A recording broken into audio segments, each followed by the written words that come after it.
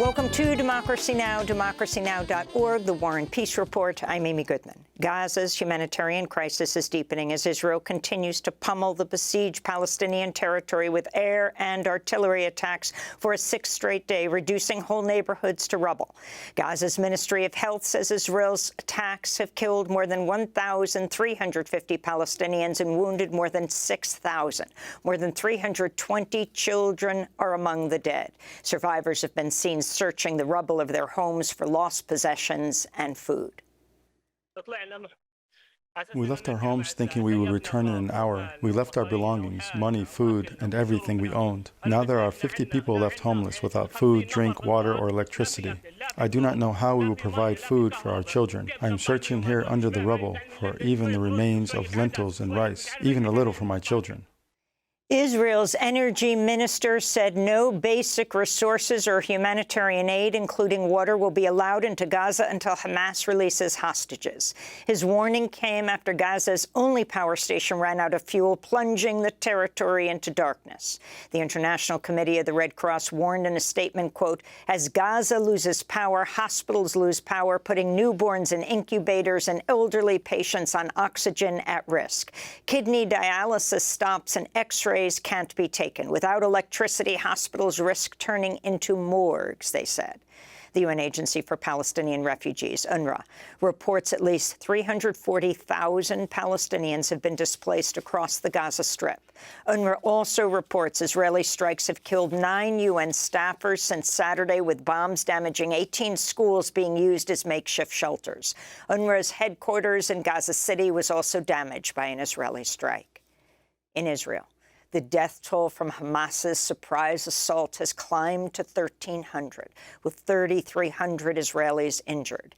An estimated 150 Israelis are being held by Hamas as hostage. Israel's former defense minister, the opposition party leader and retired General Benny Gantz, said he would join an emergency wartime government and war cabinet led by Prime Minister Benjamin Netanyahu and current Defense Minister Yoav Gallant. On Wednesday, Netanyahu said every Hamas member was a dead man, while Gallant said he would wipe Hamas off the face of the earth. The remarks came amidst widespread reports Israeli troops are massing for a ground invasion of Gaza. In the occupied West Bank, Israeli settlers killed at least 2 Palestinians today in an attack on a funeral procession for 4 Palestinians killed one day earlier by mass settlers and Israeli soldiers. Israeli troops have placed the entire West Bank on lockdown and have killed at least 27 Palestinians since Saturday. Meanwhile, Israel's far-right National Security Minister Itamar Ben-Gvir said his ministry purchased 10,000 assault rifles plus helmets and body armor to arm settlers. Ben-Gvir was previously convicted of racist incitement against Palestinians and supporting a terrorist organization. Israel's army has blamed human error for a false alarm Wednesday that triggered air raid sirens in northern Israel and sent residents scrambling for bomb shelters. Israel's army initially reported a suspected infiltration from Lebanon into Israeli airspace. The alert came as armed groups continued to trade fire with Israel's army across Lebanon's border. Meanwhile, in breaking news, Syrian state television reports an Israeli attack has disabled the main airports in the capital Damascus and the city of Aleppo in northern Syria. U.S. Secretary of State Antony Blinken has arrived in Tel Aviv for emergency talks with Israeli officials. Blinken was greeted by Prime Minister Benjamin Netanyahu, who thanked the U.S. for its support against the, quote, barbarians of Hamas.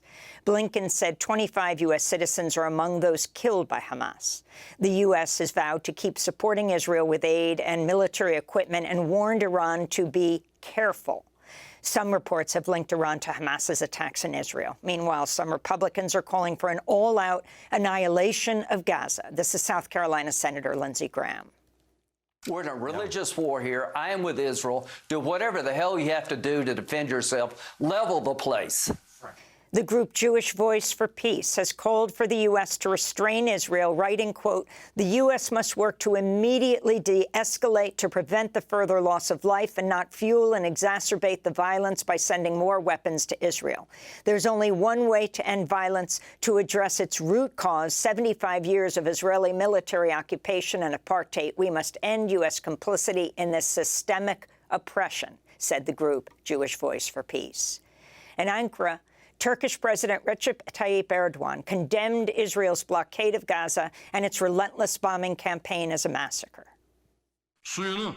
Cutting off a city's water, electricity, entry and exits, collapsing its infrastructure, destroying all of its centers of worship from mosques to churches, as well as their schools, preventing people from getting the most fundamental needs, and bombing housing units where civilians reside.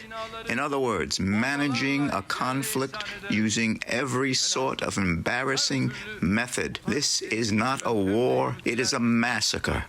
On Wednesday, the Arab League convened an emergency meeting in Cairo where it called on Israel to immediately halt its attacks on Gaza for a return to negotiations with Palestinians. In Brussels, Belgium, leaders of the European Commission and European Parliament led a moment of silence Wednesday for victims of Hamas. The EU leaders did not mention Palestinian civilians killed by Israel. Landmarks across Europe were lit up in blue and white colors of the Israeli flag, the Eiffel Tower in Paris, the Bulgarian Parliament, and the Brandenburg Gate in Berlin, where on Wednesday several hundred protesters defied a ban on pro-Palestinian demonstrations. Several protesters were arrested. Elsewhere, hundreds in Vienna, Austria, defied a ban on protests to call for an end to Israel's assault on Gaza.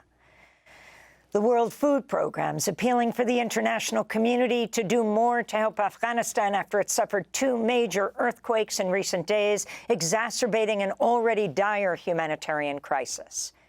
This is a disaster on top of a disaster on top of a disaster on top of a disaster. Currently, we have 15 million people who do not know where their next meal will come from.